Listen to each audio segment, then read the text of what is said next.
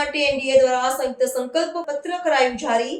સંકલ્પ પત્રમાં રોજગાર, શિક્ષણ અને આત્મનિર્ભર બિહારના એજન્ડા પર ભાર મુકાયો। બિહાર વિધાનસભાની આગામી ચૂંટણીઓ અગાઉ રાષ્ટ્રીય લોકશાહી ગઠબંધન દ્વારા સંયુક્ત સંકલ્પ પત્ર જારી કરવામાં આવ્યું છે।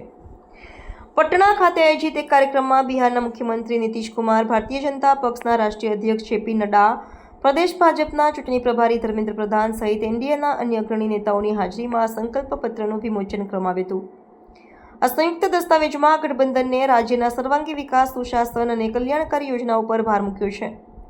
આ સંકલ્પ પત્રમાં ગઠબંધનના બંને મુખ્ય પક્ષો જનતા દળ અને ભાજપના મુખ્ય કાર્યસૂચિને આવરી લેવામાં આવ્યા છે। તેમાં આત્મનિર્ભર બિહાર અને મુખ્યમંત્રી નીતિશ કુમારની 7 નિશ્ચયી ભાગ 2 યોજનાઓના મુખ્ય ઘટકોનો સમન્વય જોવા મળે છે। સંકલ્પ પત્રમાં યુવાનો માટે રોજગાર નિર્માણ, શિક્ષણ અને આરોગ્ય માળખામાં સુધારાઓ, ખેડૂતોનું સશક્તિકરણ તેમજ મહિલા સુરક્ષા અને સન્માનને કેન્દ્રમાં રાખીને વિવિધ વચનો આપવામાં આવ્યા છે। એનડીએ દ્વારા સંકલ્પ પત્ર થકી બિહારના મતદારોને ગઠબંધનમાં સુશાસન અને વિકાસલક્ષી અભિગમમાં વિશ્વાસ મૂકવા અપીલ કરવામાં આવી છે।